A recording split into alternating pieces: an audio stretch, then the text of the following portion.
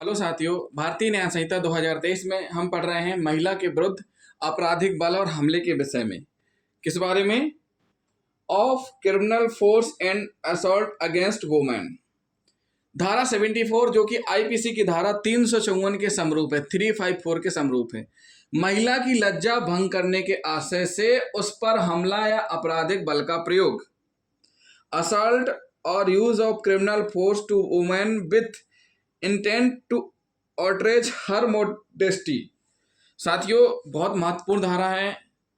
तो जिन साथियों ने अभी तक हमारा चैनल सब्सक्राइब नहीं किया है तो सबसे पहले हमारे चैनल को सब्सक्राइब कर लें और वीडियो को लास्ट तक जरूर देखें।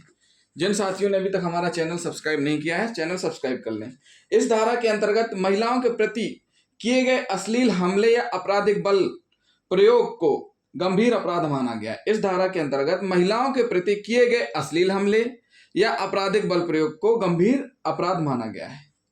यह धारा उस दशा में लागू होती है जब हमला आपराधिक बल प्रयोग किसी स्त्री की लज्जा भंग करने के आशय से किया गया हो।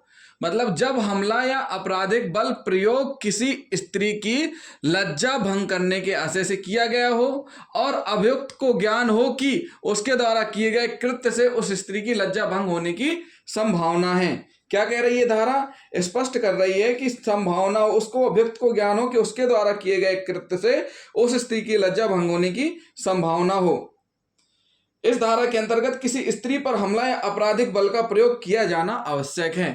आपराधिक बल का प्रयोग किया जाना आवश्यक है मतलब ये हुआ कि किसी भी दशा में महिला की लज्जा भंग करने के लिए हमला या आपराधिक बल का प्रयोग करना ही इस धारा के अंतर्गत दंडनीय है, जिसमें सजा का प्रावधान है कम से कम 1 वर्ष, अधिकतम 5 वर्ष तक का जुर्माने का प्रावधान है। साथियों, एक मामला है रामेश्वर बनाम राज्य। रामेश्वर बनाम राज्य में हम थोड़ा नजर डालेंगे। रामेश्वर बनाम राज्य के बाद में अभियुक्त ने एक विवाहित महिला को पकड़कर उसके साथ बलात्कार करने के आशय से उसकी सलवार का नाड़ा खोल दिया, परंतु महिला द्वारा कुल्हाड़ी से प्रहार किए जाने के कारण वह भाग खड़ा हुआ। अभियुक्त को धारा 376, 511 के अंतर्गत सिद्ध दोष नहीं किया जा सकता क्योंकि महिला द्वारा प्रतिरोध करने के किए जाने के कारण बलात्कार संभव नहीं था। तथापि अभियुक्त को धारा 354 के अंतर्गत सिद्ध दोष किया गया। क्या किया गया? 354 के अंतर्गत सिद्ध दोष किया गया। तो इस धारा में हम सबसे पहले जो 2 शब्द उपयोग हुए हैं उनको भी जानना जरूरी है। क्या है? हमला या आपराधिक बल। महिला की लज्जा से आप सभी भली बात है कि किसी महिला की लज्जा किस प्रकार से उसकी सम्मति के बिना उसको छूना, उसको टच करना, ये लज्जा भंग करने की श्रेणी में आ जाता है। तो जो कोई भी व्यक्ति किसी महिला की सम्मति के बिना उसके साथ किसी भी प्रकार का आपराधिक बल या हमला का प्रयोग करता है तो वह इस धारा के तहत दंडनीय माना जाएगा। तो हमला या आपराधिक बल क्या है ये भी जानना जरूरी है। आपराधिक बल क्या कह रहा है? आपराधिक बल कह रहा है कि जैसे मान के चलिए का ने किसी स्त्री का घूंघट सासे हटा दिया। का ने किसी स्त्री का घूंघट जानबूझकर हटा दिया, यह जानते हुए कि उसकी सम्मति नहीं है कि घूंघट उठाए, ना ही वो उठा सकता है।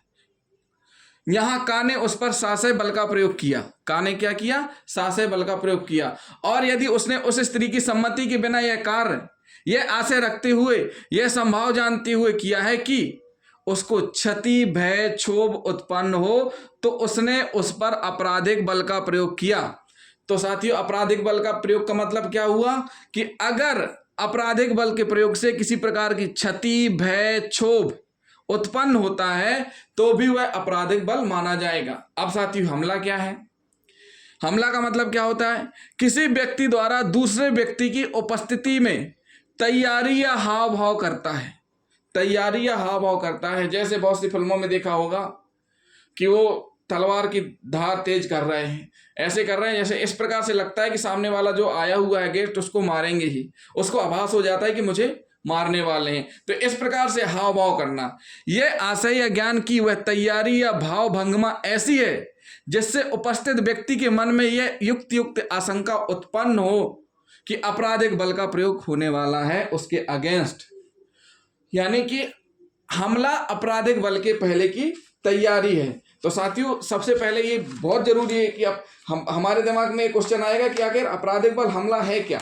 तो ये जानना बहुत महत्वपूर्ण है। आपराधिक बल और हमला में अंतर क्या है, ये चीजें हम आपको इसी धारा में बता देंगे। वास्तविक दृष्टि से हमला आपराधिक बल के प्रयोग की पूर्व अवस्था है, अर्थात बल प्रयोग के क्रियान्वयन की पूर्व स्थिति को हमला कहा जा सकता है। परंतु यह आवश्यक है कि हमला करने वाले व्यक्ति में आपराधिक बल प्रयोग करने की सामर्थ्य होनी चाहिए।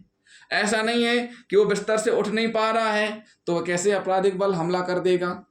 सामर्थ्य होना जरूरी है, सामर्थ्य होना चाहिए तथा उसके धमकी भरे शब्दों या भाव भंगिमा के परिणाम स्वरूप उस व्यक्ति के मन में जिसके विरुद्ध वह हमला करने जा रहा है या युक्त आशंका उत्पन्न होनी चाहिए कि हमलावर उसके विरुद्ध तत्काल बल प्रयोग करने जा रहा है या उसे उपाधि यानी इंजरी पहुंचाने वाला है।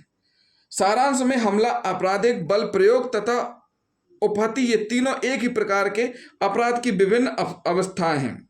बल प्रयोग के पूर्व की अवस्था को हमला कहा जाता है। बल के प्रयोग यानी मुक्का मारने की पहले की जो अवस्था है वो क्या कहलाएगी, हमला कहलाएगी।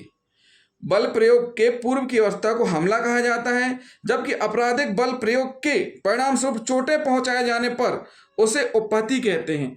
आपराधिक बल का मुक्का मार दिया, नाक में खून बहने लगा, तो ये क्या हो गई, उपहति यानी चोट हो गई, उसको इंजरी हो गई। प्रत्येक आपराधिक बल में हमला सन्निहित होता है। किसी व्यक्ति पर उबलता हुआ पानी फेंकना हमला है, परंतु उसकी एक बूंद भी उस व्यक्ति पर पड़ जाए तो वह आपराधिक बल प्रयोग होगा। किसी व्यक्ति पर उबलता हुआ पानी फेंकना हमला है, लेकिन जैसे ही वह गर्म पानी उस व्यक्ति के ऊपर पड़ता है वहीं वो क्या हो जाएगा, आपराधिक बल प्रयोग होगा। हमला में क्षतिग्रस्त व्यक्ति पर वास्तविक प्रहार नहीं होता है। हमला मात्र प्रयत्न है या एक ऐसे व्यक्ति द्वारा किया गया प्रस्ताव है जिसमें यह क्षमता विद्यमान रहती है कि वह दूसरे व्यक्ति के शरीर को उपहति या हिंसा कारित कर दे। इसके विपरीत आपराधिक बल में हमला पूर्ण होता है क्योंकि इसमें बल का वस्तुतः प्रयोग होता है। दूसरे शब्दों में हमला में बल का वास्तविक प्रयोग नहीं होता है, जबकि आपराधिक बल में इसका वास्तविक प्रयोग होता है। आपराधिक बल के प्रयोग में हमला सदैव सम्मिलित रहता है, परंतु हमला में बल प्रयोग किए जाने की केवल आशंका रहती है। बल का वस्तुतः प्रयोग नहीं होता। हमला का अपराध आपराधिक बल प्रयोग से भिन्न कोटि का अपराध है। क्या है, भिन्न कोटि का अपराध है। तो साथियों, ये हुई धारा 74 जिसमें